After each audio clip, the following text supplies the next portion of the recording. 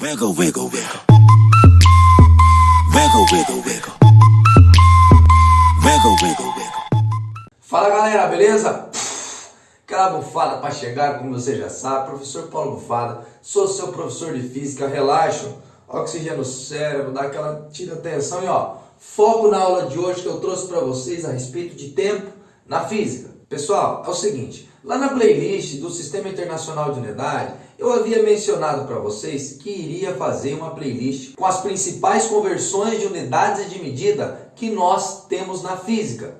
Pois bem, o momento chegou e é agora. Esta aula aqui é a primeira aula de uma playlist completa onde eu vou trazer as conversões de unidades das principais grandezas tratadas na física. Por exemplo, conversões de unidade de comprimento, de velocidade, de massa, de temperatura, de frequências, de energia, de potência, de volume, de densidades, de áreas, de pressão, de ângulos, entre outras. Ou seja, um apanhado de quase tudo que nós vemos em física. Por que eu estou fazendo isso? Muitas vezes você, estudante, está lá resolvendo, fazendo, fala: professor, eu usei a fórmula certa, coloquei os valores, mas o resultado não confere com o do livro.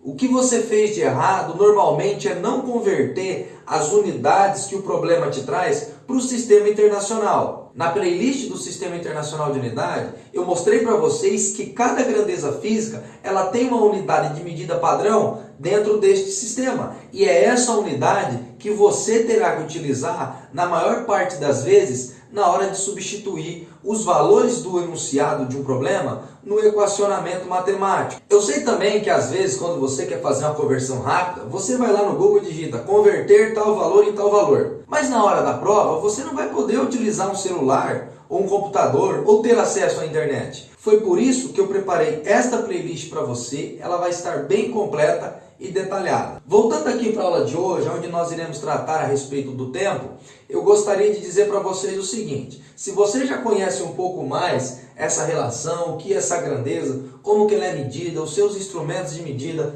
as unidades que ela tem, eu indico você ir para a aula 2, onde nós iremos apresentar as transformações dessa grandeza física quando temos as unidades hora, minuto e segundo. Mesmo assim, eu reforço para você prestar atenção nessa aula, porque ela vai dar uma noção mais geral do conceito de tempo na física. Vou falar um pouco a respeito do seu conceito, dos seus instrumentos de medida, de algumas de suas características e como nós fazemos para chegar nesta transformação de unidades que envolvem horas, minutos e segundos. Antes de iniciar a aula propriamente dita, se inscreva no canal, ative as notificações, fica por dentro do que o Bufada aqui está preparando de melhor para vocês. E mais, siga nossa página no Instagram e Facebook, paulobufada.física. Nestes veículos eu apresento para vocês um pouco mais do nosso dia a dia, como que essas aulas aqui são elaboradas e às vezes o spoiler das playlists que eu ando preparando, bem como resoluções rápidas de exercícios. Larga de lorota, blá blá blá e vamos para a aula. Tempo na física. Imagina você entre os primeiros seres humanos habitantes da Terra. Você vai observar que existem algumas coisas que se repetem. Por exemplo, o dia e a noite. A noção do dia, o ser humano começou a observar que o nosso astro-rei, o Sol, que ilumina o nosso planeta, ele nasce e após um período ele some. E depois ele volta a aparecer, percorre o céu e volta a sumir de novo. Então, durante o período que o céu some, você começa a ver alguns pontinhos brilhantes no céu e isso daí são as estrelas. Então ele começou a notar que existe o período do dia e o período da noite. Desta relação, durante o período da noite, o ser humano também começou a observar o que nós chamamos de fases da Lua. Como você bem sabe, lua cheia, crescente, minguante e nova. Um outro quesito que ele começou a observar quando ele plantava, a época que chovia, quando que esfriava, quando que era mais quente, ele começou a notar e classificar isso de acordo com as estações do ano. Na modernidade, notamos que os seres humanos conseguiram até estabelecer conhecimentos a respeito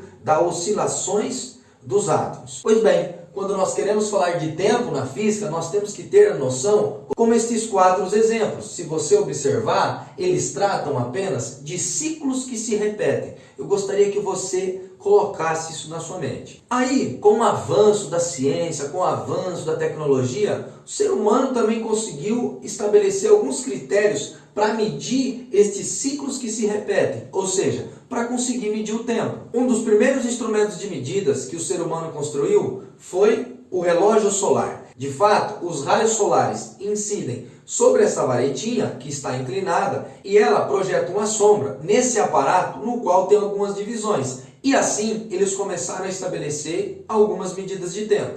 Historiadores relatam que esses relógios solares foram utilizados por civilizações antigas que viveram em torno de 1500 anos antes de Cristo. Já por volta do ano de 1400 antes de Cristo, historiadores relatam o uso da clepsidra. O que era a clepsidra? A ideia da clepsidra nada mais é do que o seguinte: você pega um recipiente, enche esse recipiente de água, faz um furinho e faz essa água ser despejada num outro recipiente. De acordo com a quantidade de líquido armazenado, você conseguia medir o tempo. Já em meados do século 8 depois de Cristo, nota-se a utilização de ampulhetas. A ampulheta nada mais é que um recipiente de vidro no qual você consegue medir o tempo através do escoamento da areia contida dentro desse recipiente. Já em 1650, Huygens conseguiu construir o primeiro relógio de pêndulo. Este sistema aqui, você tem um pêndulo oscilando, no qual ele vai transmitir movimento para um sistema acusado por ponteiros, aonde esse ponteirinho vai girar e vai dar uma certa marcação dentro deste mecanismo, que é o que nós temos nos nossos relógios de ponteiros. É algo bem parecido disso. E mais recente, no ano de 1955, nós temos os relógios atômicos. Esses relógios são construídos a partir do conhecimento de oscilações que os átomos têm. Eles são utilizados quando você precisa determinar o tempo numa escala muito precisa. Agora chegou um dos detalhes mais importantes desta aula. Presta atenção, em qualquer conceito de física que você esteja trabalhando, que você esteja fazendo contas, tentando entender ou calcular o valor do tempo, este valor sempre será positivo. Se você calculou um valor de tempo negativo, alguma coisa você fez de errado. Este detalhe que eu estou falando para vocês é uma interpretação física. Se nós conseguíssemos calcular um tempo negativo, seria possível voltarmos no tempo. Se você observar, existem vários filmes de ficções científicas que tratam a respeito disso. Um dos mais famosos é De Volta para o Futuro. Uma das grandes reflexões que nós sempre fazemos quando nós temos essa situação é o seguinte: se você que está aí fosse capaz de voltar no tempo, o que você faria de diferente? Fica a reflexão. Quando nós mencionamos que o tempo sempre é positivo, isso indica que ele é uma grandeza absoluta. Na física, isso quer dizer que ele é uma grandeza escalar. Ele só precisa de um número e uma unidade de medida. Existem outros tipos de grandezas que são grandezas vetoriais. Se você já estudou isso daí e tem dificuldade, vou deixar o e-card aqui de uma playlist completa que trata tudo a respeito do uso de vetores na física. Agora, vou falar para vocês o seguinte: se você tem um pouco de dificuldade a respeito do Sistema Internacional de Unidade, vou deixar aqui também uma playlist completa na qual eu apresento todas as características desse sistema. Pois bem, nós sabemos que todas as grandezas físicas têm uma unidade de medida. No Sistema Internacional de Medida, a unidade padrão para a grandeza física tempo é segundo, o seu símbolo é S. No entanto, no nosso dia a dia, nós utilizamos outras unidades de medida para tempo. Por exemplo, minuto, hora, dia, semana, ano, década, século, milênio. Mas normalmente o que aparece para nós é esta relação aqui. Todas as unidades que não são do sistema internacional, mas que nós utilizamos, normalmente na física é chamado de unidade usual. Agora chegou o momento de falar para você a respeito da conversão destas unidades aqui. Acompanha comigo. Dizer que o fenômeno demorou para acontecer 1 hora, 60 minutos ou 3.600 segundos é a mesma coisa. Essas unidades de tempo, se você perceber, ela sempre vai estar relacionada multiplicando por 60 ou sendo dividido por 60. Esse tipo de situação nós chamamos de relação sexagesimal, ou seja, de 60 em 60. Esta relação de 60 em 60 é o que nós chamamos de fator de conversão. Na próxima aula, quando nós resolvermos alguns problemas, vocês observarão que eu utilizarei esta relação aqui. Mas em alguns casos, é típico dos alunos errarem esta situação. Escrevi para vocês aqui 12 horas e 30 minutos. Este símbolo aqui é o símbolo de diferente. 12 horas e 30 minutos é diferente de 12,3 horas. Cara, é o seguinte, em alguns problemas de física, dependendo da situação ou do tipo do enunciado ou do que a resposta desse enunciado contém, você vai ter que colocar o valor da hora em unidade decimal. É neste momento que muitas vezes os estudantes acabam errando e não chegando no resultado correto das questões. Mas isso é um pouco de desatenção. Por exemplo, num certo momento do dia você pergunta para a pessoa: "Ei, fulano, que horas são?" Ele olha para o relógio e fala: "É 12:30.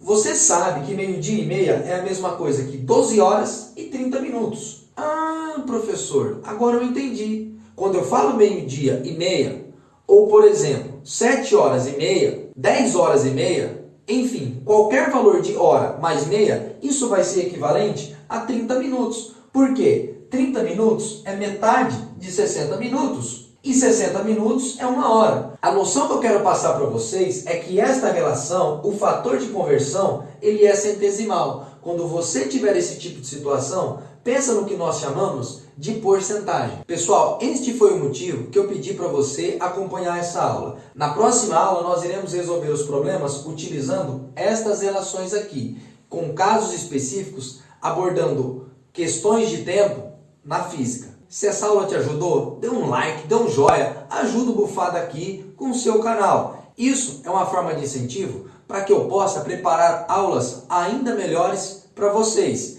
E não se esqueça, se inscreva no canal, ative as notificações, fique por dentro do que eu estou disponibilizando para vocês.